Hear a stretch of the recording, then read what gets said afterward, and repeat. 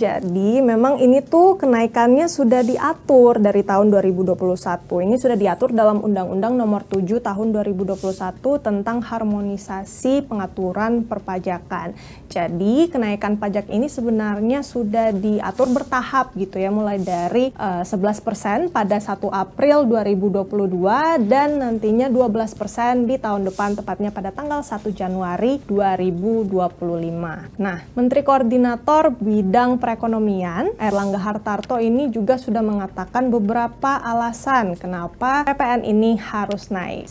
Jadi ada beberapa poin. Yang pertama, untuk meningkatkan pendapatan negara. Jadi PPN ini memang menjadi salah satu sumber utama gitu ya dari penerimaan negara. Nah, PPN ini punya peran vital untuk membiayai proyek-proyek strategis yang dimiliki pemerintah. Misalnya kita tahu kan program yang sudah dikampanyekan dari dulu, misalnya makan bergizi gratis, kemudian juga kita tahu IKN masih banyak yang harus dikerjain, terus masih banyak banget proyek strategis nasional lain yang harus dikerjakan. Jadi dari kenaikan PPN 11% menjadi 12% ini katanya punya potensi untuk menambah penerimaan negara sampai 75 triliun. Cukup banyak ya. Yang kedua, untuk mengurangi ketergantungan pada utang luar negeri. Jadi dengan meningkatkan penerimaan pajak, pemerintah ini juga berupaya untuk mengurangi utang dan menjaga stabilitas ekonomi kita dalam jangka panjang. Yang ketiga, alasan kenapa pemerintah pengen naikin tarif PPN jadi 12% ini karena memang kalau kita melihat dari negara-negara lain, misalnya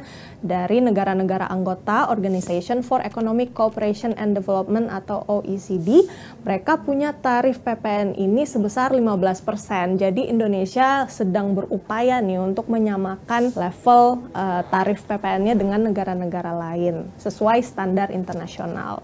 Jadi senada dengan Menteri Perekonomian Airlangga Hartarto, Menteri Keuangan Sri Mulyani juga menyampaikan sejumlah alasan kenapa PPN kita harus naik jadi 12%. Jadi Bu Sri Mulyani bilang kalau kita harus menambah penerimaan negara atau pos-pos penerimaan negara. Nah, ini gunanya untuk apa? Supaya APBN kita sehat dan kuat untuk menghadapi ketidakstabilan global dan juga geopolitik yang sepertinya lagi nggak stabil nih. Nah, dari data yang kita dapat juga untuk APBN 2025 nih, pendapatan negara itu direncanakan sebesar 3.000 triliun rupiah, sekitar itu. Kemudian juga pendapatan negara ini bersumber dari satu, penerimaan perpajakan sebesar ya sekitar 2.400 triliun. Terus juga untuk penerimaan negara bukan pajaknya ini direncanakan sebesar 513 triliun rupiah.